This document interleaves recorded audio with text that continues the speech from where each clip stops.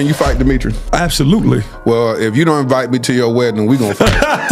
My new homie, Demetri Wiley. What's up, King? It is a pleasure to be here, brother. Your whole platform is based from Heartbreak. Yep. Tell us what happened. I feel head over heels. 13 years old. I didn't understand love back then, so I actually had my older brother break up with her on the phone. I had a little flip. He took it and he was like, yeah, he said he can't do this no more. Maybe a month later, she lost her mother. As a kid, my mind did a huge trauma bond. My life became devoted to being ready when that young woman needed me. You're very committal. Oh, for sure. I fell in love. It was my romance movie. She was just a character in it. How did you feel giving birth to your first son? When I tell you, my baby's everything to me. Never envisioned being a single father in my life. I'm gonna say a father who's single because he has a great mother. Hold on. I love how you reframe that. I am not a single father, and his mother's not a single mother. He has an incredible mother. She shows up. If she don't do nothing, she show up for that little boy in the same value she shows up for herself. You're alluding to the fact that you were.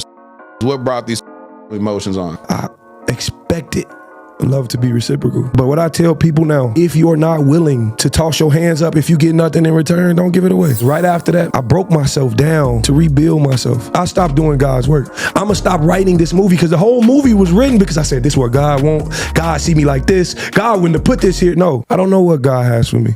But I know if I move in God's image, with God's purpose, I will find it. So what was it about this woman? Oh, man. What can I tell you? Dear Future Wifey. Okay, scripturally, the Bible says your Father has already designed and purposed you. I experienced an invitation of God this morning. So you got to become an elite decision maker. Elite decision maker. He said, because you are one fleshly decision away from losing it all.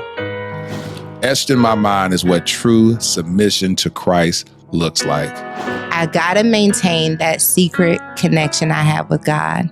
I'm so full and don't want to belabor this letter. And I understand how important it is for men to disciple men, because if I didn't have that, I wouldn't be where I am today. I've traded worldly pleasures to live a God-centered life. The encounter I just had, I just need to rest in it. Help us to be considerate, creative, and courageous lovers. I love you. Your future hubby. Welcome to a Dear Future Wifey podcast. I'm your host, Laterra R. Whitfield. Listen, are you still shacking up with us? If you're still shacking up with us, can we get a commitment? Hit that subscription button and subscribe. Make sure you turn on your notification bell so you'll be notified about upcoming episodes. If you're listening to us on Apple Podcasts or Spotify, do me a favor. Leave a review. And on Apple Podcasts, go ahead and rate this episode 5 stars. Listen, that's the way people are able to learn about the Dear Future Wifey podcast so we can help more people. Man, I love it when I get a chance to speak to a young king. I met this young king yesterday while we were doing tonight's conversation, and my friends were saying, you need to interview him. Donnie said, hey, have you met Demetri? Interview him. He's an amazing soul. So I said, you know what? I asked him a few qualifying questions, and I realized that we were on the same wavelength, same level of intentionality. And I said, you know what? I will be honored to have you on the Dear Future Wifey podcast. So without further ado, welcome to the Dear Future Wifey podcast. My new homie, Demetri Wiley. What's up, King? It is a pleasure to be here, brother. Man, let me tell you something. Pleasure. Did you even know anything about Dear Future Wifey before we met? I did. This was big on manifestation. What happened? So I actually have like a group of supporters. Shout out to the lovers out there. The lovers. Shout out to the lovers. They follow me everywhere. We moving. But everybody was always like, this is perfect for you. This is right in your pocket. This is everything, you preach about. Big on manifestation. I feel like this was manifested. Listen, let me tell you what's so dope about it. Let people know how old you are. Oh, I'm 28. 28 years old. 28. You make me feel old because my daughter is 28 years old. I'm so sorry. And so my daughter, she's about to celebrate her 2-year wedding anniversary on December 30th. And so when I met you, I was like, man, I'm talking to someone the same age as my daughter, and I love how intentional you are. A lot of people look at people like us who have huge platforms that talk about relationships, and we are open about our love journey and our desire to have love in our life. And they think that it's a game for us. What would you say about that when people look at you and say, Demetri got all these options and all these women want him. He don't really want nobody. You know, this has been an on-running narrative. They post this on us, and at first it bothered me because, you know, I felt like it was questioning my character. That part. Or questioning who, you know, my intentions as a man. But then I learned. I sat with myself and I said, I don't have to prove anything. Reason being, because that woman who gets that man is going to prove it all. I told myself, like, baby, listen, Miss Wiley, big old manifesting. I'm sorry, Miss Wiley, listen. I just need you to do me one favor, right? Get online, tell them people you just want to get it off your chest. That this man is everything he said he was going to be. That's all I need. Because that's the proof that I'm trying to combat in these comments and the DMs. Man, I can't go back and forth with y'all. She got it. She got it. And congratulations on that daughter, by the way. Oh, yeah, man. Thank you so much. Thank you. Let me say this to you. You're just 28 years old. Yeah. Why, dude, have you heard people, maybe your family members say, maybe you're trying to rush it, man? Like, you too young to be trying to get locked down in marriage. Why don't you have fun? You know, have women, have them flued out. You know, have them flued out while you out here doing these tour dates or whatnot. You know, you're a young man. Sow your royal oats. Why don't you indulge in that ideology? You know, it's never been for me. And the thing about it is the people around me, my circle, I speak to my mom every day. Like, that's one of my closest friends on the planet. And they've shaped this idea of who I am. I've envisioned being this person, marrying that woman at 13. I was young when I came up with this narrative. Like, young, I'm talking 13. I was 13, envisioning what it would be like to have a daughter. Really? Yes. And when I actually had a child, oh my God, I was so like, I wasn't hurt that it wasn't a girl, but you know what I also learned, and these are the lessons I sit with myself. I learned maybe God didn't give me a daughter because that's supposed to be the mini version of my wife. You know what I mean? Like, but the people around me they understand who they are. My parents understand their child. They understand it's always been me, and I can't help it. It ain't just something you turn off, you know? So I just try not to. I try never to push a narrative that's not me. Let me ask you this. When you said when you were 13, you said you imagined this. Did you imagine, you said you imagined having a daughter. Mm-hmm. Did you imagine having a wife that accompanied the daughter? Oh, absolutely. And I think that was the key for me. The sole answer is it's the root of my happiness. Like, I think we even spoke about it for a second yesterday. Yeah. My love is loving someone else. Like, I do things for people with no intent of return. Like, once you drop expectation, I think a lot of people need to learn that. Once you bring down expectation, you open a door for surprise. You open a door for good things flowing into your life. And I feel like I've dropped all expectations when it came to dating. Let's talk about the elephant in the room. You know, anytime women hear your voice, they go crazy. When we did the podcast on tonight's conversation, the minute you began to speak, they said, they just started screaming. I was like, who is this dude? They just started hollering just by the tone of your voice. Have you heard a lot of women say that you just have a sexy voice? I hear it. It's very flattering. But like, for me, I've always sounded like this. And so you never got that response growing up? I never heard that growing up. And now one person said it, and now 10 million people want to be like, yeah, it's something about the voice. And they be like, talk me through it. I'll be like, through what, baby? What are we talking about?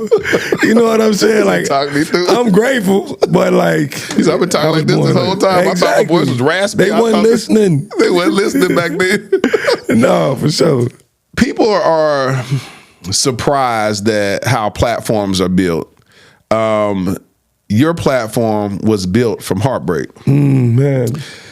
How do you, when you go back to Heartbreak, I did an interview, I did a solo episode at the start of 2023 and of January that I launched it. December the 27th is when I recorded the episode, and I launched the episode where I shared my heartbreak from a love that I felt like was blossoming to marriage and didn't happen, and I was vulnerable. Your whole platform is based from Heartbreak. Yep, everything. Tell us what happened. Oh man, when at 13, I ran into this young lady. I was walking out of a park. She was walking into a park. And you know, as kids, y'all often exchange like small Facebook messages like, rate me 1 through 10, X, Y, Z. All I remember was getting 10s, but whatever. That's here nor there. The thing about it was, I just remember the young lady. And when people ask me, do you believe in love at first sight? Oh, man, absolutely. And the problem was, I was in her family my whole life. Really? Like, I knew her whole family. And I was like, who is this person? Like, oh, yeah, she stays out south somewhere, but whatever. You're from Chicago, right? I'm from Chicago, west side of Chicago. So what happened was, we exchanged information. We started to talk, and that summer, man, I fell head over heels. 13. I was 13 years old. And what happened was, back then, I ran from it. I was terrified. Bro, I was like, why do I want to do more for this person and save this person over myself? Like, why am I spiting, you know, why would I give her my everything? Like, that's crazy. You got to be crazy, right? I didn't understand love back then, so I actually had my older brother, like, break up with her on the phone. Really? Your brother did? Man, my brother he took my flip phone. I had a little flip. He took it and he was like, yeah, he said he can't do this no more. Whole time, I'm sitting there like killing myself about it. But how long were y'all dating at that point? In all actuality, it couldn't have been like 6-8 months. It was but you know, then. but you know, as kids, that's a long time. 6-8 months is 6 years. Yeah, that's 6 years. I was 6 years. I could have got engaged. You know what I'm saying? You could have been married with kids. Exactly.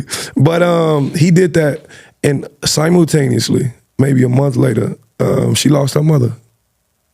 So, as a kid, my mind did a huge trauma bond to everything that was happening to her. I felt accountable for. Somehow, as a kid, I felt like if I hadn't did this course of action, you know, butterfly land and it changed the future. If I hadn't did this, none of this would happen. So my life became devoted to being ready when that young woman needed me. So I spent years watching movies, listening to music, studying my parents, becoming this version of myself that was ready to love at the drop of a dime. In the moment that woman needed me, she was living in Atlanta at the time, her family wasn't, you know what I'm saying, it was all out of whack, so nobody was really supporting her. She said, I want to come home, but I'll come get you. Without a drop of it, I'll come get you. So you went to Atlanta to move her back to Chicago? I drove to Atlanta, packed her up, and we got her back to Chicago.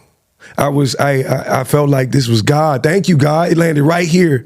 You know what I'm saying? So had y'all been talking around that time? Probably like 2 weeks of conversation, if that.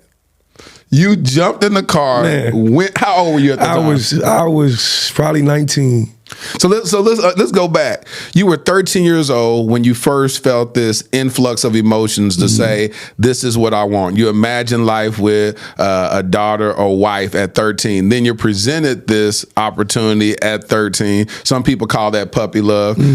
But you meet this young girl. You felt love at first sight and then got scared 6-8 months later and then ran from it. Had your brother break up with the quote unquote love of your life 6 to 8 months later after envisioning this love coming into your life. It sounds insane when you say it like that. But yeah, it sounds insane, but absolutely. But I think it's 13 years old, so you get a pass for that. And so then you get in the car, you have to. You're 13 years old, talking about what you gonna do, get married?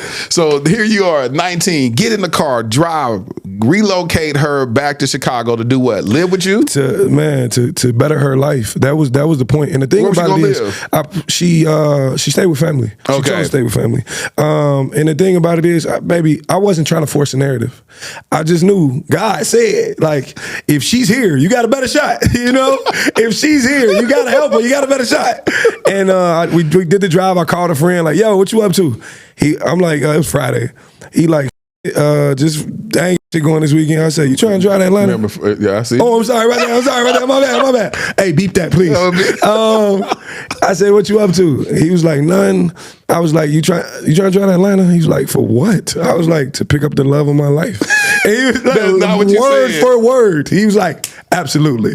But you gotta think though. So you that comfortable saying that to your boys? I was, never felt ashamed, never felt.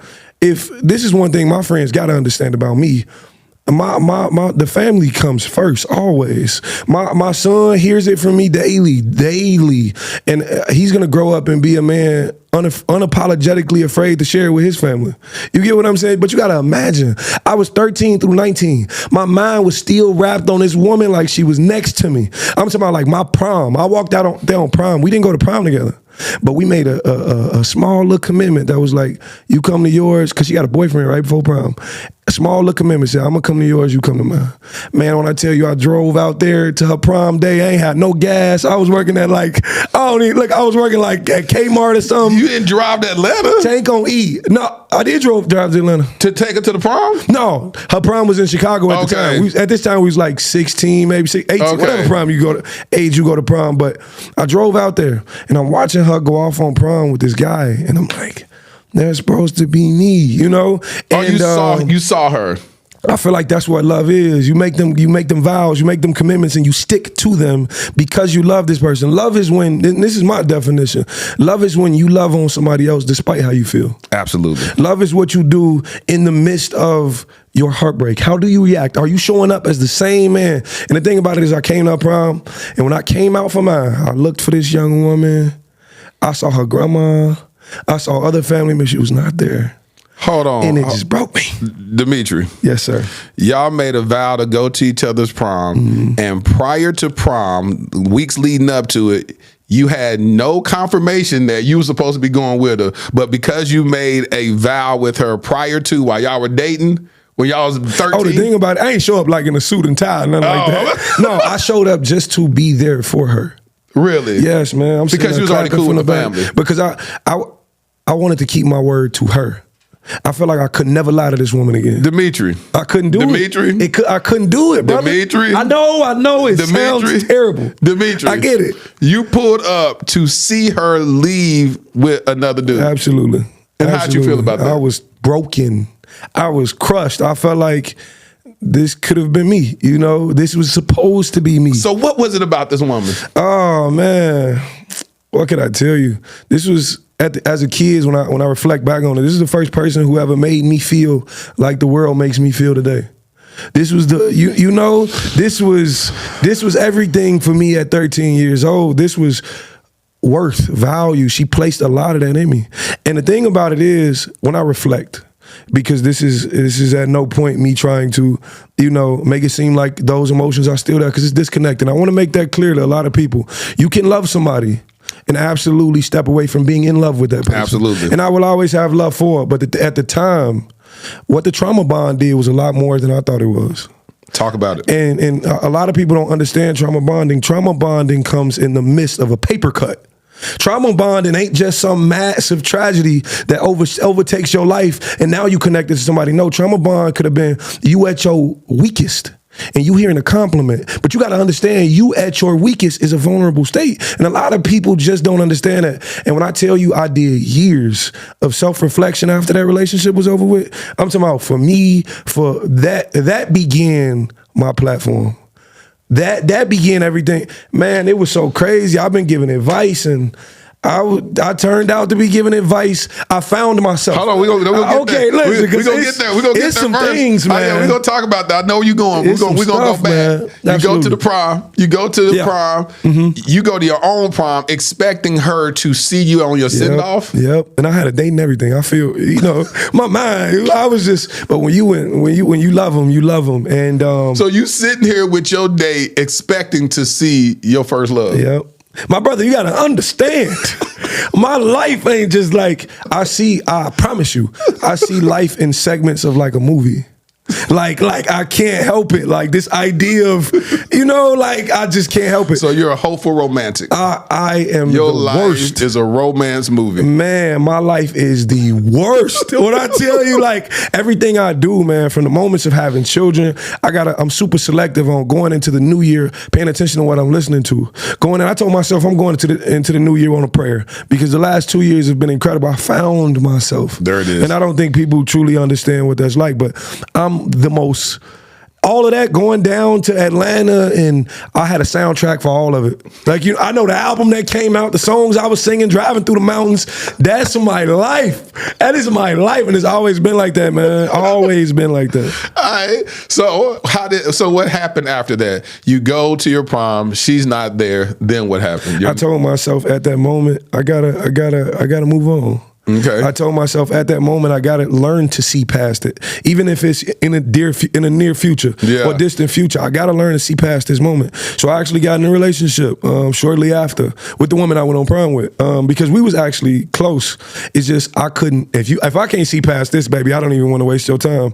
And the moment I was able to, me and her even talked about it. That was a 5-year relationship. 5 years. That was a good. So good 5 years. So you're very committal. Oh, for sure. I feel like when I get into relationships, and the reason I say it like that, because everybody think I'm afraid of it right now. Yeah. I'm not. I just know how much I pour into a person. There it is. I'm checking your credit. Baby, how can I better you? Like I feel like that's the purpose of men and women. Yeah. Women add a certain something to a man that he cannot add for himself. Yeah. And men add a certain something to a woman that she can't add for herself. And that's my superpower. My superpower is building you up to be the best version of yourself, baby. And that relationship lasted 5 years. What made it end? Being a child. I think at the time, she gave me a bit of information. And I'm probably putting a little more on it. It was probably 4 1/4 or something like that. But the thing about it is, being a child, she had told me, and this is really immature, but she told me at the time she had been with somebody that was a friend of mine previously. Oh. And I couldn't see past it. So my idea of love, I put this like princess state on her. Yeah. And how could my princess be so vulnerable to this dragon, And at the time, I probably wish I approached it a little differently and understand that everybody is human, but what I needed to see myself hadn't been broke down yet. So I couldn't really look at other people in a humanistic standpoint like I should have been. And that was my problem. So hindsight being 2020, could you be with a woman that had been with your friend? Hindsight 2020. Like right now, currently, if you met a woman right now and she said, hey, let me tell you something right now. You feeling her, y'all on the first couple of dates, and she said, hold on, you friends with so-and-so? You know such and such? Yeah, you know such and such. and you like, yeah. It all depends. If I don't know him like that, baby. You understand what I'm saying? Like, he cool. He cool and all, but I don't know him like that. I'm trying to know you. No. It all depends on that friendship, that brotherhood. It all depends on what it is. And at the time, he wasn't even like a close friend. Okay. This is just somebody we went to high school with that was, close enough. But that was like, now, these days, baby, you're a grown woman. You do what you want to do. What you did before me is not my business. And I tell everybody that Mrs. Wiley is currently being curated, cooked up. You know what I'm saying? She's in an air fryer right now, and I wish they speed it up. Turn the temp up. You know what I'm saying? Like, turn it up. She currently cooking for me. And everything from the trauma to the great experiences to the whatever is in between me and her right now, is shaping her to be ready for, and vice versa. And so her past, you don't care about? I don't get, baby, listen, I won't ask you, no, I'm just kidding. I'm just kidding. But I think the thing about it is, the certain woman I'm speaking of, when I speak on Miss Wiley, when I just say it, is a certain character. So a lot in her past wouldn't be her past. Like, her character's never changed. Her value, you know what I'm saying? The values was always there. So a lot of people listen and they say, oh, he don't care about this or he don't care about that. I care about who you show up to me as. How were you shaped by your past experiences? I care about that woman. Let's have that. Demetri, you better preach. Oh, man, listen. Because I'm telling you, a lot of men miss out on some of the most amazing women because I always say, how do I hold a woman accountable for all the me's she had to run into on the way to me? Come on. Because Lateris wasn't the version that you see now. Lateris was a toxic dude in the past, at the end of the day, how can she look at me and see me as the redeemed soul I am? But then I look at her and be like, you did what? Oh, no. And I think the standards are so different for men and women. Like, let's make it make sense. Because we say women are supposed to have different morals than we're supposed to have. Nah, I don't agree. I feel like, we all living and trying to have fun and we want to do this and experience. Experience is the best teacher. Baby, come season for me. Look, they be telling me I'm too young. Too young? I am 28 years old, mentally 43. You understand what I'm saying, man? Come on, man. I hate to hear the too young talk. I hate it. I was going to ask you, so what's your dating range? Well, I'm going to say dating. What would you marry a woman between what age to this? What is that gap? And here's the thing. This is where it gets tricky because I want more children. Okay. And people ask me, how many more children? If I had a choice, I'd probably stop at 4. But if my wife is you got your girl, leave it alone, I'll leave it alone. Really? Boy, girl, it all depends on So you'll just take one? If it's a daughter. But if I get another boy, baby, you better going? Look, I'm talking about still in the hospital. We can work on it. Talking about run it up. Run it back. You ain't even sold you together. Run it back. No, but I just can't envision my life any differently. I want to be the Popeye at the, you know what I'm saying? So what's the age range? I'm going to say... You 28, what's the youngest? If a 93-year-old can give me children, baby, we can get it done. Look, it's this running, reoccurring thing going on right now. Well, I tell them, they be like, what's your age? Baby, 93. Pop the teeth out for me. Let me ask you this. Listen, what's a better love than your wife sleep? She got her dentures on a nightstand. You take the whole glass, go put it in the dishwasher. What, baby, what better love is this? I'm loving on you the right way. What are we talking about? Love has no age. As long as you want some children. Come on. Come on now. No, what's the youngest you'll date? The youngest I date, I tell everybody you got to be able to drink throughout this ride. So 21. Got to be, for sure. And then on the realistic age. Realistic standpoint, man. Come on, let me think. I've never thought about this. You said having kids. So kids, do you feel, because you can have kids in the 40s, so would you? I would. So you'll date, when you say you want 4 kids, but you'll take one if that daughter comes out first. Absolutely. So would you say 40? I'm going to say, I seen some 45-year-olds that was... No, he talking about Donnie. He talking about Donnie yesterday. Did I do that? Donnie, watch yourself. Hey, watch yourself. Hey, no, but... Last night, he was like, hold on, what? She was crazy. She was killing me with that. Why? I'm too young. But... She's like, here's my daughter. I'm going to say 45-ish. Something like that. So 45. Yeah. So how old is your mom? 49-ish. Hey, Ma, listen. You know your son. Listen, seasoned. I need that Lowry's on him. You know what I'm saying? Right on the shoulder. I'll lick it off the shoulder. No, I just feel like, man, have you seen these 45-year-olds these days? Yeah, that's my age grade. It's they killing some of these 20-year-olds right now. They smoking them. And I feel like it's a level of maturity. That's what you want. You want that maturity. Well. Yeah, all that. Yeah, you probably more on the sapiosexual side where you're attracted to intellect. And a lot of people don't even know what that is. Come on, man. How I'm supposed to deal with you? No, but as long as that maturity's there, I'm down for it. I'm up for it. All right, so let's back up. Let's go back up to this love that came into your life. And so you drive back, get her. What happens with y'all's friendship? Because at that point, y'all just friends. Man, it immediately started on the wrong foot. Immediately. She whispered to me. She uttered to me. She says... He went from whisper to utter. Yeah, because it was a little louder. It came off a little louder than I liked it to come off. Came off a little louder. She said, I'm not ready to be in a relationship. And mind you, I wasn't either. I'm just coming to get you back because this is best for you. You know what I'm saying? I didn't put any attachments on it, but she assumed I did. Forgive me. Yeah. She assumed I did. But she said, I'm not ready to be in a relationship, but I don't want you seeing anyone. Oh, Lord Jesus. Right there was the red flag I should have said. Nah, I'm going to turn it around. We got some more work to do. But that's me now. To hear anything like that is beyond insane now. But for me, hearing this I was waiting on you anyway. Yeah. So for me, waiting a little further, and from that moment forward, it was never on the right foot. So y'all just had a situationship? It was it was a relationship. No, I'm talking about before that. She said, I don't want you seeing nobody else. Then what was y'all? Yeah, it was like a cloudy situation. I mean, was y'all... Me, I'm romancing.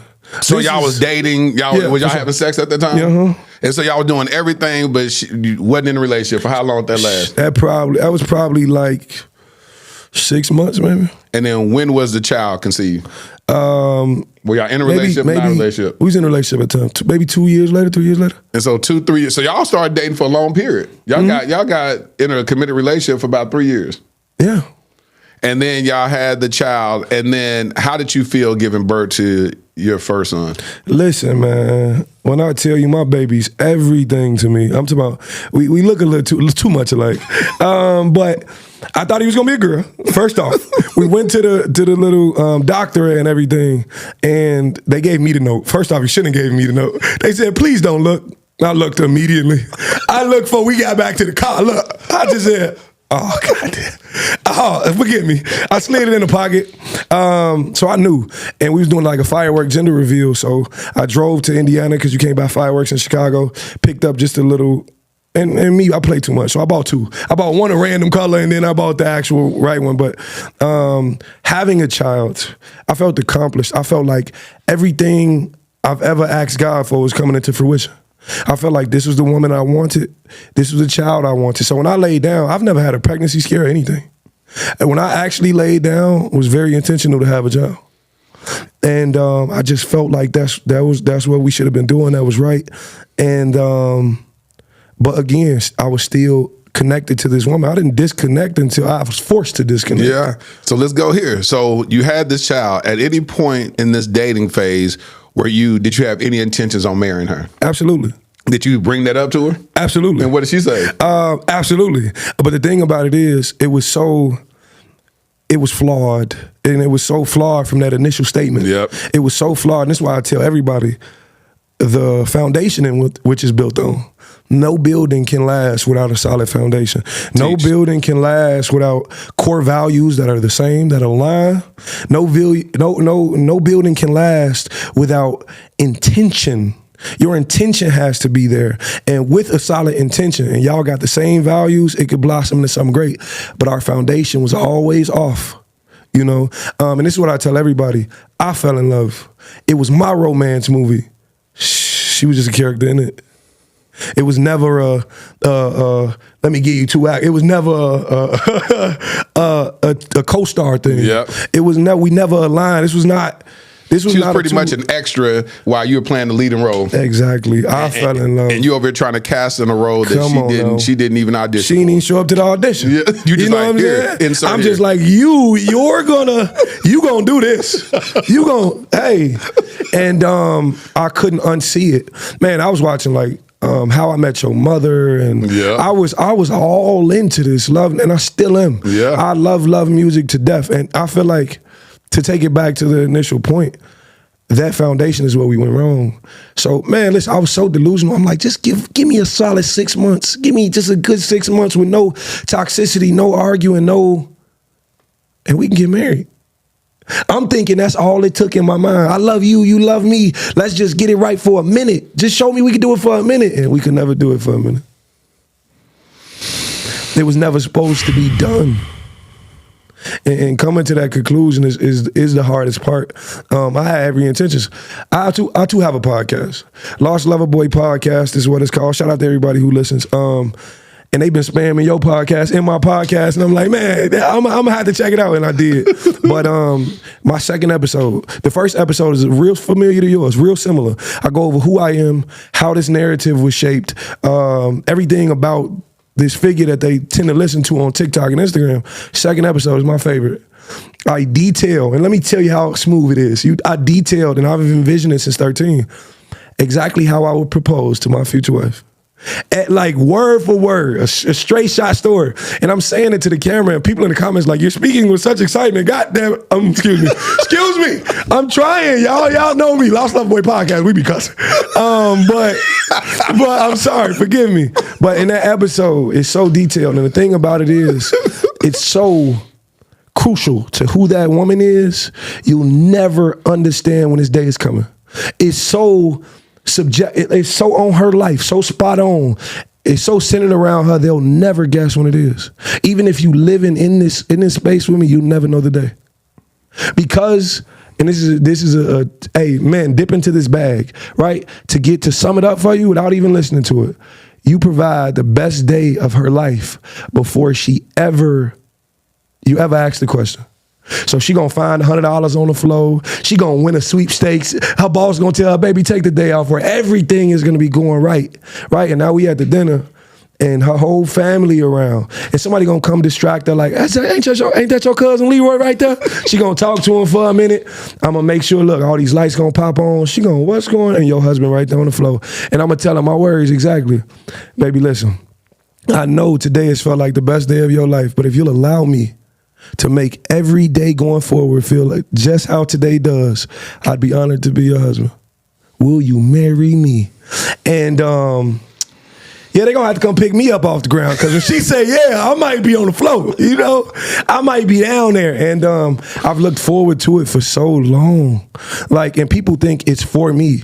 It's always to love my person. It's always out of love. You said something so powerful, and you said it earlier at the beginning of this episode. What did you say your intentions, how you show love, that you get pretty much joy out of loving somebody? Absolutely. And we go over love languages and things like that, but people never speak on how does your love make you feel? Like, because a lot of times you could give love, and it's draining you.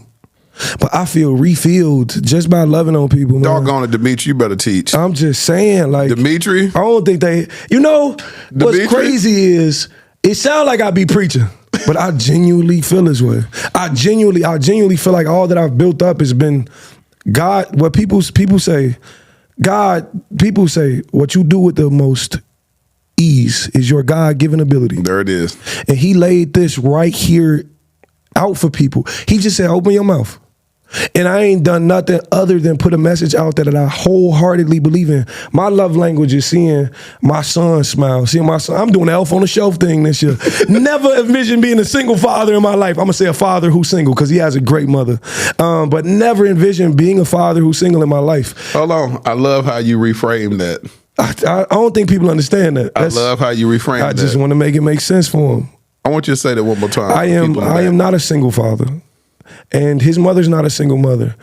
I am a father who is single. He has an incredible mother. She shows up. If she don't do nothing, she show up for that little boy in the same value she shows up for herself. Same volume. And the fact that she doesn't cheat him, I don't cheat him. That's gonna be a powerful young man one day. I could be raising the president. You never know. Yeah. Like, but this idea of showing up as a husband, as a friend, as a son, I try to do it in every aspect of my life. Every aspect. So people, you went back to the moment of, I want to marry this woman, 6 months, let's not argue. Mm-hmm. I'm going to propose to you. What happened? Oh, man. Life. We kind of got a little caught up in life and working, and I want to put this out here because a lot of people don't understand. I was not always myself in moments.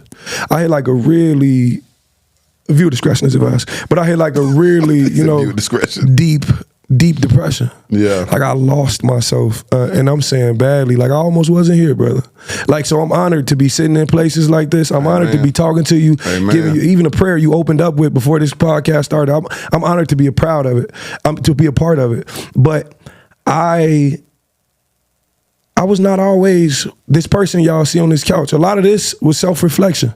A lot I could have did a lot better. A lot of let me get this off my chest videos was things I wish I did. A lot of it was things I did, but a lot of it was things I wish I did. And like we spoke about earlier, I found myself giving advice to the same man she walked away with through these videos. Like I was like, I hope he sees this.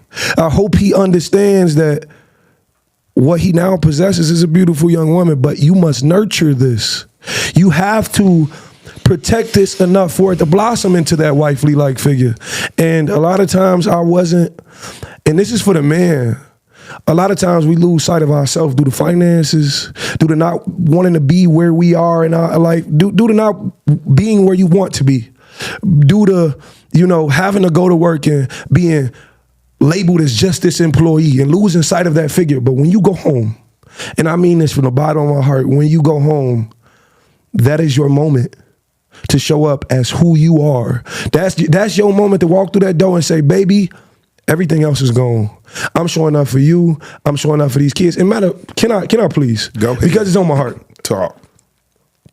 To Ma, child's mother, the person I didn't always show up for. I apologize.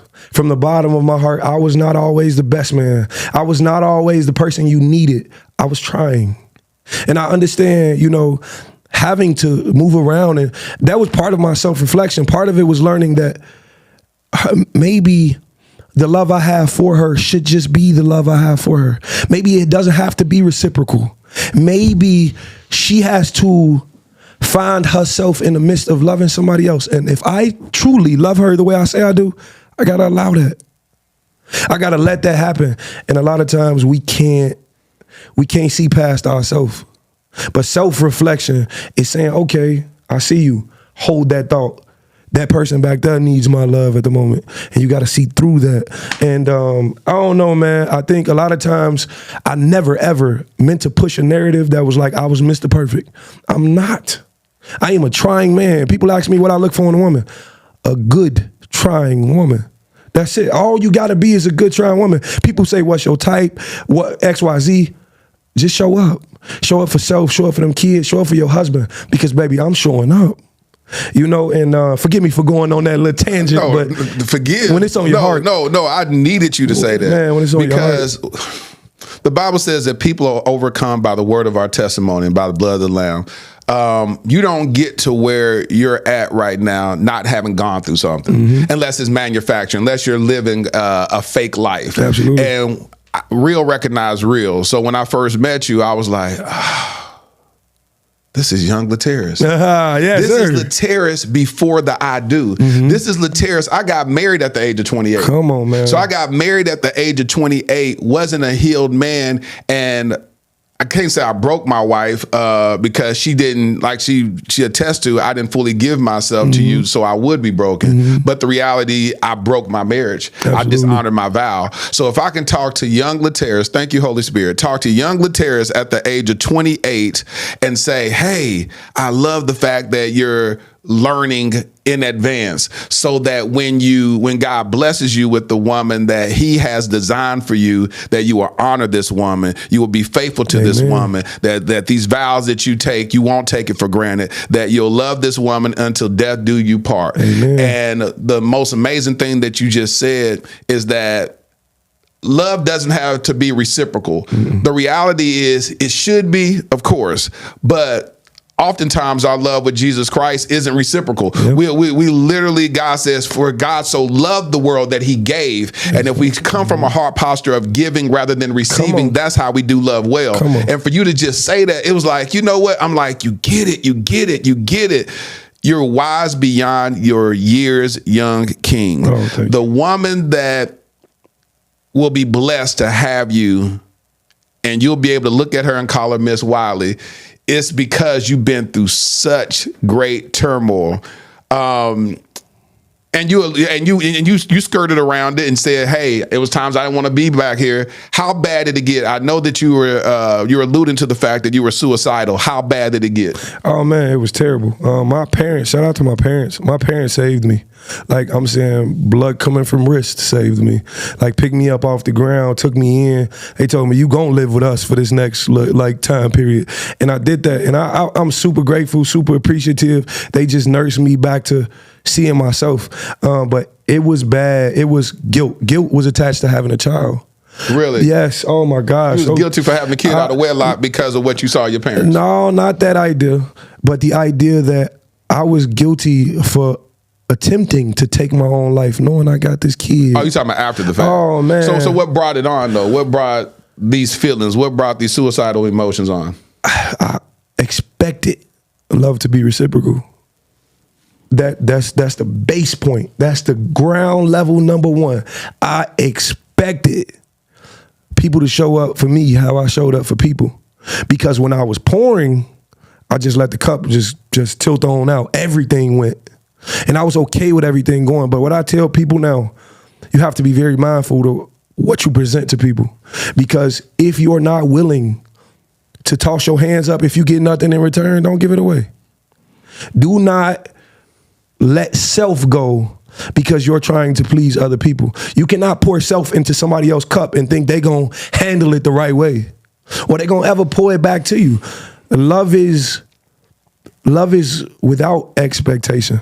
And I tell people all the time, when I do get married, people think we ain't gonna argue, we ain't gonna fight, we ain't gonna disagree, we ain't gonna do this. It's not. That's not possible. With different minds comes different standpoints and perspectives and all those things. But the thing about it is, if I can expect my wife to only show up as a human, she can never be wrong in my eyes. Baby, you made a mistake. Okay, cool. How are we gonna fix it? I made a mistake. Okay, cool. How are we gonna fix it? Okay, baby, I'm sorry. You telling me check my tone. Sometimes I get a little loud, a voice a little deep, you know? And as long as my wife gives me that grace and understanding I'm human, we could go from here to eternity. But yeah, my expectation killed me, nearly killed me. Because right after that, man, I hit the gym. I never done therapy. I still want to do therapy, you know? But I have my ability to self-reflect is pretty crucial to where I am right now. But I still think I want to do therapy. Maybe it's something they can unlock in me that I just don't see at the moment. But like, I broke myself down to rebuild myself. My foundation was bad from 13 trauma bonding. That was me. Regardless of what role she played in this story, my foundation in self was bad. I had to restructure my whole building and understand what I want to stand on, what I want to be known for, how do I want to show up in marriage, in relationships, in friendships, in fatherhood, and in son and daughter and mother relationships and all these things. So I reworked everything. What age were you? At the time, I was like 23, maybe. So you had your child at what age?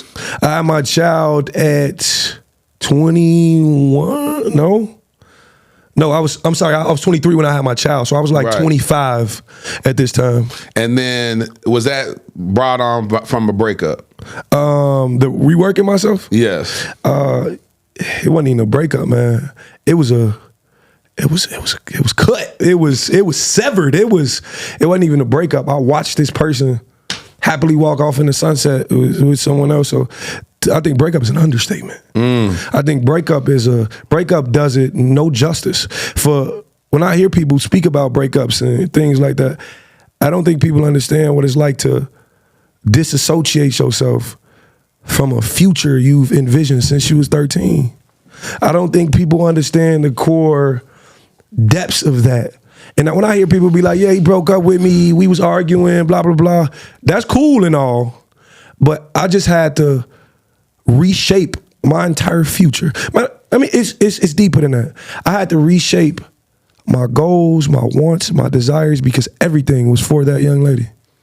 I've never dreamt of being rich myself. I've never cared. I wanted this for her. Come on, man. I wanted it all for her. And that split, that when it pulled apart, I had to readjust myself to say, I'm a man who should probably start doing this for me, for my son, for the future. I stopped doing God's work. I said, God, I'm gonna leave it to you. I'm gonna stop writing this movie, because the whole movie was written because I said, this is what God want. God see me like this. God wouldn't have put this here. No. That night when I was breaking down and my parents built me back up, I said to myself, I don't know what God has for me, but I know if I move in God's image, with God's purpose in mind, I will find it. So Ms. Wiley, as we sit here and we have these conversations, you may see this one day. You may not care the things I say, because I'm gonna say them to you, baby. I just want you to know you've been in my mind since 13 years old, and I refuse to let you go in this lifetime and the next. What Michael Jackson say? Michael Jackson say, baby, if I meet you and it's my time, God calling me home, keep me here. God, I need to be where her heaven can wait. You understand what I'm saying? If I get to experience my wife 1 year out of 80, I'll be okay with that. Just as long as God says that's the one, yeah, that's the one right there. I gotta get that. I need that. What Denzel say? I'm leaving here with something. All right, listen, I'm leaving here with something. I'm from around the way. I'm leaving here with something. You hear me? It's the White House. Man, I'm leaving here with something. I don't know, man. We was cursed this way, but I appreciate the fact that you can see a lot of yourself in me, and I'm flattered. I'm honored, but if I had it my way, I'd have been married a long time ago. Let me tell you something, but it's the process.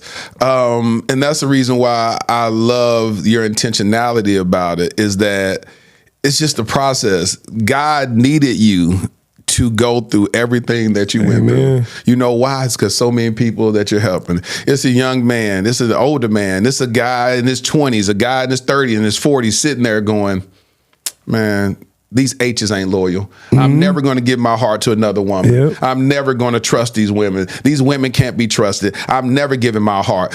They've made these vows with themselves, and then all the women that they're entertaining after that vow are being mistreated emotionally. Absolutely. They're withholding their emotions from these women. They're withholding their best selves from it. And so they need people like you and me that will say, you know what, man, it's okay to love without expectation, love without love. And like I said, even hearing that sometimes people say, oh, no, I ain't finna be loving nobody. You know, tonight's conversation, you hear a lot of people speak about selfishness. Everybody is saying, what you gonna do for me? If you don't do this in my life, then I'm gonna leave you alone. If you don't show up this, when should I divorce my husband? It's always about self. Yeah, self. If I do this and you ain't giving me anything in return, I'm leaving you. I be sitting there and I be like, God wouldn't have put me here if he didn't want me to be here, you know? And I tell people, I'm not a therapist. I'm not an expert.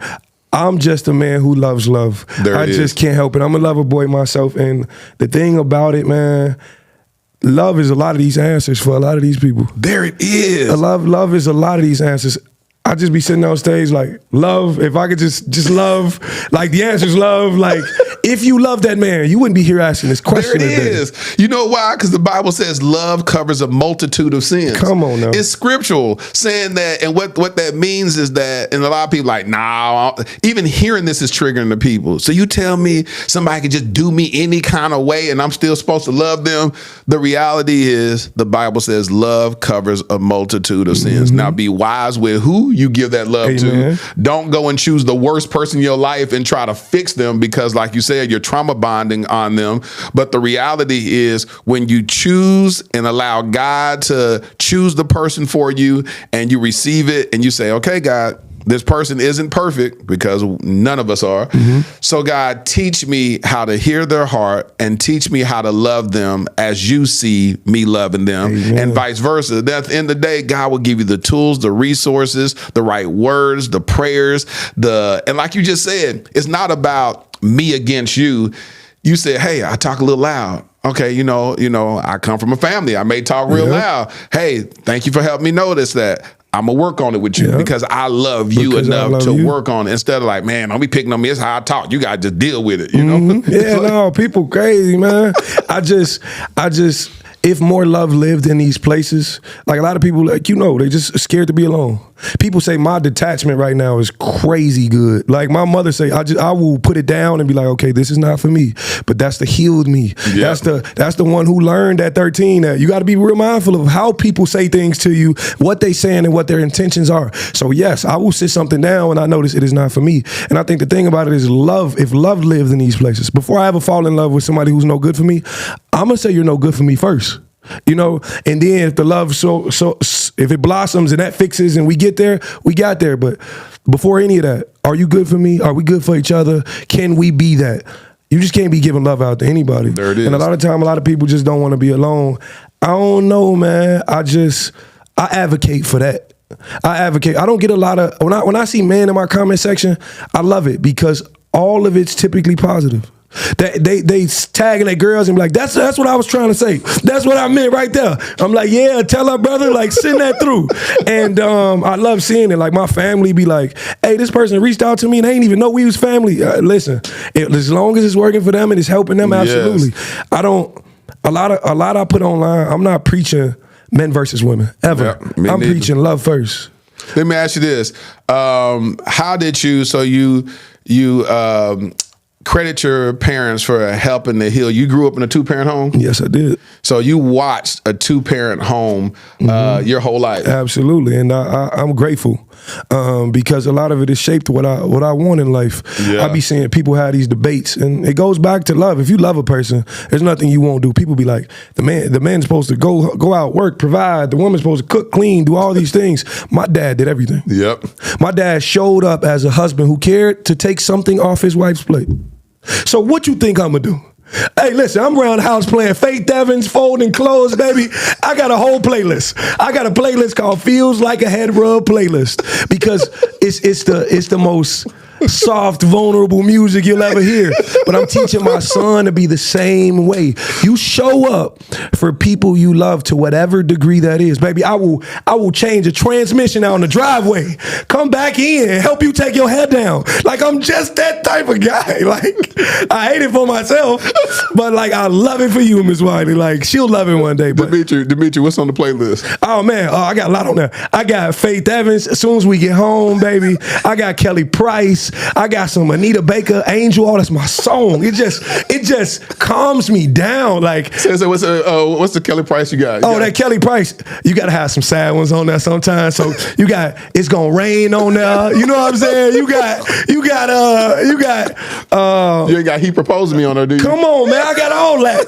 Hey, if you've been up on the playlist, people been on the playlist for a long time now. I don't play about the music, but a lot of that, I tell men all the time, if you truly want to learn a woman's perspective, listen to women. They're giving it to you. They give you free game. They're telling you how they choose to be treated. And I think the thing about that is you can learn to love someone exactly how they want to be loved by paying attention to what they listen to. It tells you a lot about the person, what they watch, what they listen to, things they do, their mannerisms. It's a lot of ways to learn a person that's more than, hey, what's your favorite color? What's your, like, it's a lot of unspoken, and love lives there. Oh, there's so much love that lives in the unspoken. When you hear something and your girl was like, oh, I've always wanted this. Yeah, put that in the cart. You just go add it to the cart. Get her later. You know what I'm saying? And in the midst of whether it's the low moments and when the relationship is valued out, because everybody gonna get there. Everything ain't gonna be mountains and roller coasters and scaffold. It ain't gonna be that. So when it's valued out, come home from work one day. Baby, listen, I bought this. You remember this? You said you wanted this. I bought this just for you. She gonna melt. She gonna throw the draws at you. You understand what I'm saying? And there's a lot of love in a lot of places. And if people function from that, man, it'll be so much, bro. Demetri, man, let me tell you something. God, dog. Come on, man. Talk to me now. You so gifted, man. Like, oh, God. God, They said that the younger generation is going to get married less but have longer lasting marriages because y'all have the tools that we weren't afforded. You know, it wasn't conversations like this when I was growing up talking about this and that. It wasn't nothing that. We didn't have no YouTube, no Facebook, no Instagram. We didn't have all this knowledge out here. You just didn't even know how marriage worked. Absolutely. So you never even had conversations. We never knew stuff about emotional intelligence. All we were taught as men is to go get a job, put food on the table. That's love. Yep. That's it. Yep. You know, and that's it. And here you are talking about, I'm going to change the transmission and go fold clothes. I'm telling you know, back in my day, ain't no man finna be folding no clothes. That's what a woman's supposed to do. You know, we grew up watching Good Times, where James said the most disrespectful thing to Flo Evans. He says, a woman place is in two. He said a woman has two places. Flo said, "Don't say it, James." He said, "The kitchen and the bedroom, Flo. The kitchen and the bedroom." And I would never forget hearing that as a young boy. I knew it was wrong to hear that because Flo said, "Don't say it, James. Don't say it." But he said it because that was his ideology. He was taught toxic masculinity. A woman's place is in the kitchen and the bedroom. And so now you got women in the boardroom, not just in the kitchen and the bedroom. You got women running for the presidency. So, but this is how this world has shaped us into really understanding what true femininity is. A woman's role is in every place that a man's role is. Everywhere. Every place. And that's what's so beautiful about it. But your generation is afforded that knowledge. And I'm glad. Like that that makes my heart full. Because I've witnessed it growing up, and because I've searched for it, and I question everything. So my answer to everything, there's so much power in knowledge. I heard somebody say, you learn something new and it makes you feel stupid for a second. Yeah. But it makes you smarter. Yep. You go to the gym, it hurts your body, but you get stronger eventually. Like you invest money, you lose it at the moment, but you'll get it back. And I think the thing about it is, if we seek that knowledge, I've always sought the question as to how can I love her better?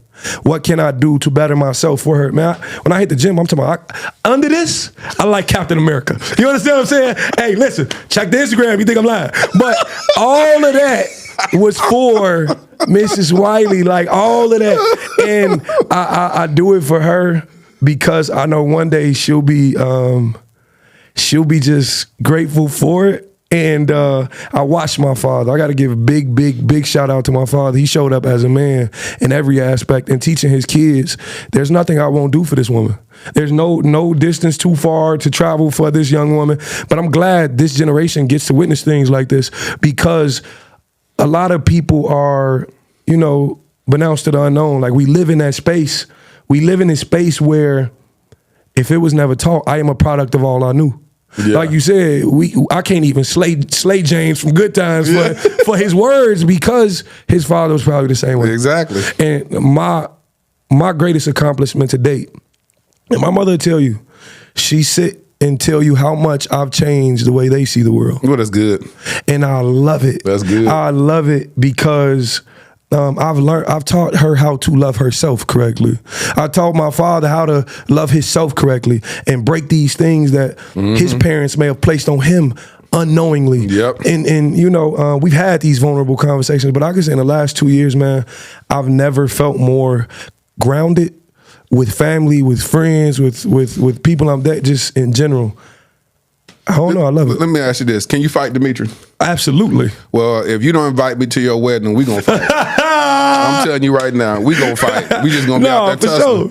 When I say I got to meet Miss Wiley, oh, man, let me tell you something. I got to see y'all walk down this aisle. I got to see y'all get married. There will be nothing that does my heart greater joy than my own marriage than seeing you. Oh, man. As a young that's king love. saying vows to somebody. Because when I tell you, I'm looking at you, I'm like, God, I'm loving this. It gives me hope for the future. That's what people tell me. Yeah, it gives me hope, because the reality is I'm so tired of all these toxic social media streets that's always trying to, like you said, put men against women, and the black man more specifically, because in the other cultures they don't do that. Nope. Black men against black women. It frustrates the mess out of me. Absolutely. And so when I hear the foundation, we talk about the foundation a lot. Men are the foundation of their homes.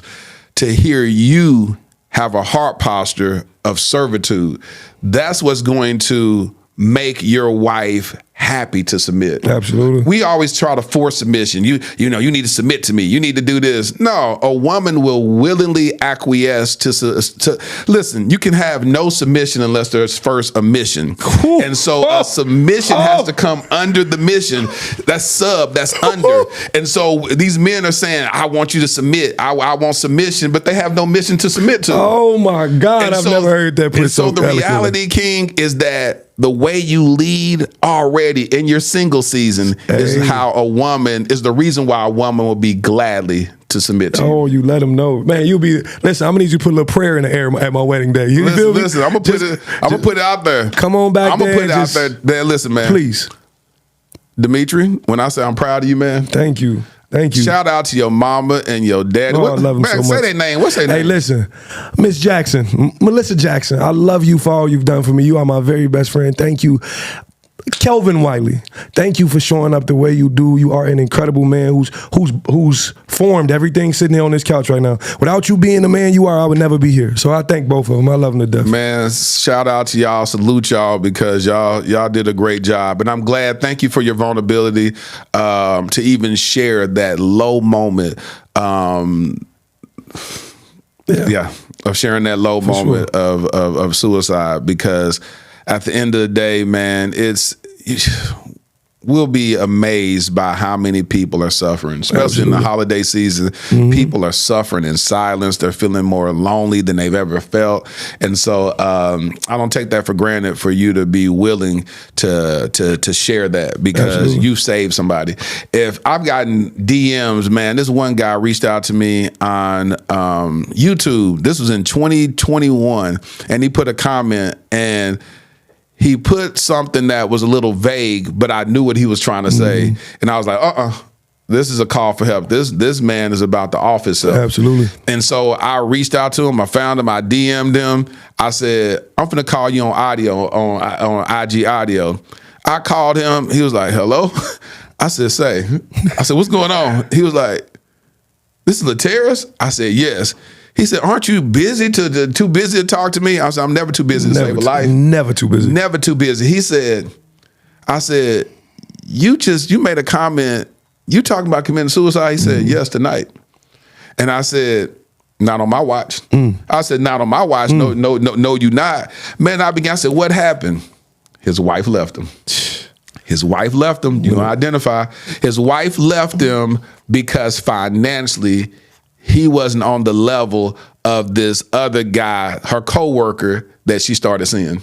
Crazy. And she was like, he had more money, and he was like, man, he had just lost his job. He was like, man, he was at this low point. And I said, man, listen, I just need you to hold on a little bit longer.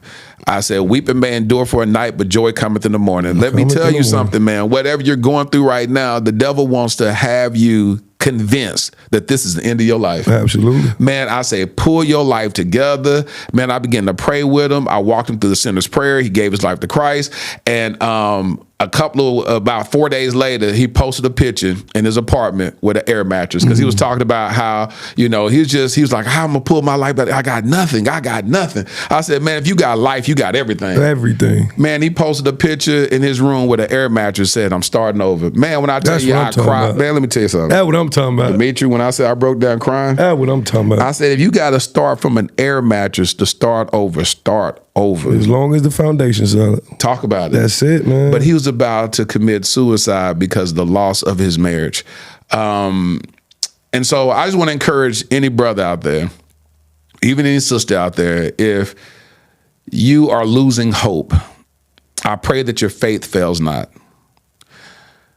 I know that we go through a lot of things in our life, from heartbreak, from financial struggles, through bankruptcy. I remember when Enron went bankrupt. It grieved my heart to hear so many people jumping off of buildings and committing suicide because of their company going bankrupt, and they're losing all their 401ks. I remember when I was living in this high-rise condo in downtown Dallas, and one of my neighbors who I used to look at, and I was like, man, they got it going on. They making all this money. He had this big air conditioning company making millions. And one day we were sitting talking in one of the common areas, and we were talking, and he had just lost everything. He lost everything and had to file bankruptcy, had to fire all the employees. And we were talking, he said, I've never been at more peace than right now in my life, because, and this seems very humble for a man, because he had to move in to in Baton Rouge with his in-laws. And now here this man had all this money, multi-millionaire, and now his cars got repossessed. They were sharing one car now. And this is a white gentleman. And he said, Lateris, I made all that money, lost it all. He said, but the stress level of trying to maintain that and carrying everybody else's families by paying their salaries and all that, he said it was just such a huge burden for me. He said, I've never been at more peace in my life than right now. Talk about it. Living in a bedroom at my in-laws' house, me and my wife sharing a car. And that spoke to me, and I would never forget that. I was like 30 years old, and I was like, wow, like here I am desiring the millions that this other man has acquired, and he's saying the peace that he has is not in money. Love lives there. Love is in there. Love is in that bedroom. There it is. Love is in that shared car, and that's beautiful. And so I just want to encourage y'all. I pray that your faith fails not. I want you to be encouraged. I know it seems very bleak. I know it seems a little dark. I know you feel like your life has no purpose. But as long as you're able to inhale and take breath into your body, God is not through with you yet. Amen. Endure hardship like a good soldier. This too shall pass. You'll be able to look back at these moments like Demetri and look back and be like, look what God did. Amen. Look what God did. That increased my platform, has helped encourage millions of people across the world just because I dare to love. Man, it's amazing. I dare to It's love. amazing what God got for you. If I could give him some, I want to let him know, like, we all as humans reach those lows. But the thing about it is, as long as you know you can always get up and rebuild. Just like that man said, He put that air mattress in that room. At the end of the day, he's still him. Just like that man living in that room with his wife. You're still you. You got there, you can get there again. Rebuild it the right way. Love is one thing, but if love is not done healthy, learn to love yourself first. A lot of people out here looking for self-love in other people. It's not going to sustain. You might have it for a minute, but then the moment the relationship gets rocky, you're losing value in self. And I lost myself because I put everything in somebody else. Now that I found myself, I know for sure, Mrs. Wiley ain't gonna make me change that image of myself. She's gonna add to it. And the thing about it is, like you said, it's amazing what love can do. Love can put us in rooms with powerful people. Love can strip us down. Love is the safest ingredient in the world. You put love in a room, it's gonna be a good meal. You understand what I'm saying? And I think for anybody who's suicidal, and this is a really big deal for me because y'all know how I take it. For anybody who's thinking this world would be a better place without them, you're wrong. We need you here. You are necessary because there is someone on this planet who counts on you for joy, happiness, that loves you. And we cannot do a disservice to them people because we choose to do a disservice to ourselves. There's a lot of guilt that lives in it. When I had to look in the eyes of that little boy and he saw my wounds and said, "It's okay, Daddy, you need a Band-Aid. You'll be okay." And I broke down. When I say I broke down. And for that little boy who had to watch me hold him in tears as I'm saying, I tried my best to keep this family together. For that little boy who I try for him every day. And understand there's people who love you and will provide you with that unconditional love just as you see yourself. But you have to look in the mirror and see yourself. Y'all give it up for my homie. Oh, man. Hold on, make sure you go support this podcast. Tell them about your podcast. Oh man, Lost Lover Boy podcast, streaming on every platform you could think of. We have merch. Oh, Lost Lover Boy. You know, I'm gonna have to get y'all to it. I need the sizes right now. I'm gonna get it for you right now. I should have grabbed one off the table and ran down the hallway. Just snatched it. They be asking me like how much it costs. If you can run, it's free. I'm not chasing you. I'm not chasing you. But I love it. We built a crazy community. I've been at it for probably a year and a half, not too long, but we got this thing. We've been on Clubhouse. I don't know if you're familiar with Clubhouse. Yeah, I know Clubhouse. But we've been on Clubhouse every week, exactly. Yeah. Every week having these conversations. I've learned so many beautiful people, shared so many stories. We having that first event, January 25th in Chicago, which will be incredible. But the podcast itself is a lot of perspectives, a lot of opinions from me. I once told a story about my favorite love movie and made the whole movie up. Like the whole movie, like I was going on a rant for like 20 minutes talking about, hey, she saw him, he saw her. You made up a whole story. It wasn't even a real movie. The subject of it, the end of it, was that a man got sick. I'm just real quick. A man got sick. No, his wife was sick. His wife was sick. She was in the hospital. It was a love story just like mine, from kids till adults, right? She ended up getting sick in age, maybe in their 40s. She resting on his bed table in his hospital, and he's sitting there crying his eyes out. All he hears is a whisper in his ear and say, "I can fix it." All he hear the utterance. I'm sorry, a little louder than the whisper. Yeah. He heard the utter in his ear, and it said, "I can fix it." And that man said, "Please do." Camera flashes. Now this is how I'm giving it to him like it was an action movie. Camera flashes, white light hits the screen, and now you see that man laying in the bed with that sickness that woman once endured. And that's love. Love is when I'm going to take it off of you and put it on me every time. Baby, I will bear this weight for you. And if a man is willing to do that for a woman, but that's what this podcast is about. That podcast is about being a hopeless romantic, streaming on all platforms. I'm Demetri Wiley everywhere. I'm just grateful to be here. You know, I'm just the guy. I'm just grateful to be here.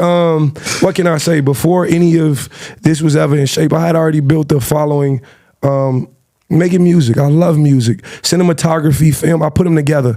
So like my depression, there's a song called Broken Prayers about my depression where I'm in a church and I'm going at God respectfully though. Like I'm going at him like, why do you watch a mother's heart get broken the moment her baby dies? Like when school shootings happen, like do you cry? Like it's heavy. Right, and at the end of this video, he attempts to take his life in his church, but me in all white comes and put my hand over that bullet and saves it. Now this man is in awe in his church, wondering why he's here, experiencing a second chance. All my music, I made so many stories about my wife. Like it's one like girls, Jay-Z, where I'm rapping about all these different personalities.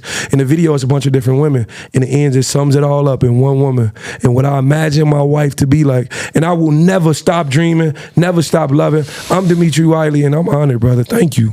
Well, he closed out his own episode. Y'all give it up for my homie, Demetri Wiley. Stay tuned to the end for a letter to my future wifey. Been writing these love letters to you. Ladarian, thrusted suddenly into Child Protective Services in 2015. My nephew, black, a boy. The likelihood of being adopted outside of kinship, slim to none. Armani, 16 years old, black, a boy, with 5 years in the foster care system before I even knew his name. The likelihood of ever being adopted, yep, you guessed it, slim to none. While Ladarian and Armani were trying to survive and barely thrive in an overpopulated and underfunded foster care system, I was living my own life, doing well professionally. Having been a single father with a daughter who at that point was doing well in college, it was my time to live my life, right? Wrong. I felt unsettled, tireless, agitated. There are just too many of our black children stuck in ambiguity and in the limbo of the foster care system. In 2017, I legally adopted my nephew, Ladarian. Fast forward to 2019, I had no ties to this other young king, but I felt God instructed me to adopt him also, and I obeyed. Starting over with parenting should have been enough, right? Working with various foster care and adoption agencies to help bring awareness to the countless young black kings in the foster care system should have decreased my agitation, right? Joining the board of directors of Advantage Adoption, an organization that helps find permanent adoptive homes for children in foster care, should have led to some type of resolve, right? No, not at all. None of it felt like I had done enough. I now realize that every one of those experiences was laying the fundamental foundation for my life's mission, Kingdom Royale. Kingdom Royale will be a luxury, state-of-the-art home for foster boys. Our first location will be in the Dallas-Fort Worth Metroplex. We will utilize the whole person approach that instills identity, empowers them to advocate for themselves, and enlightens them regarding new perspectives and limitless options that they thought were impossible. Though the young kings will attend the local public schools that are in proximity to Kingdom Royale, our at-home curriculum will broaden their worldview through participating in the arts, attending various cultural events, learning about and engaging in multifaceted discussions about current events and even relevant historical context, introducing them to gardening and landscaping and even caring for our animals on our farm and on-site stables. We just launched our Startup Capital campaign with the goal of raising $2.8 million. Now, why $2.8 million? Well, in 2017, I created a web series in which I performed random acts of kindness for targeting the homeless community. One of the most notable successes was that one of the videos went viral, garnering 28 million views.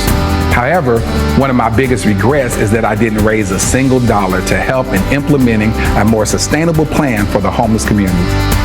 So throughout the years, with much remorse, I reflected on not maximizing that moment. I knew if at that time, just 10% of the viewers donated $1, we would have raised at least $2.8 million that could have really established long-term support for the homeless community, or at least started a long-term initiative to do so.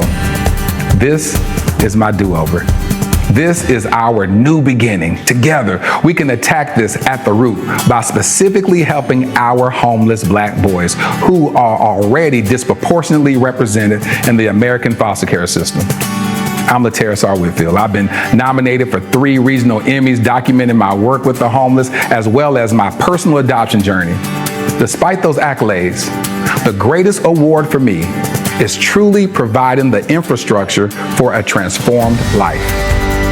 Visit kingdomroyale.com for more details. Crown a king and make a donation today.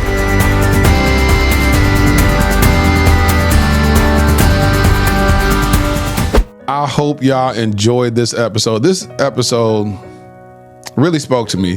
It affirmed and confirmed my purpose on this earth to do these podcasts, to do these episodes, to launch the Dear Future Wifey podcast to help the next generation. Man, shout out to Demetri for being a man of intentionality, being a man of integrity.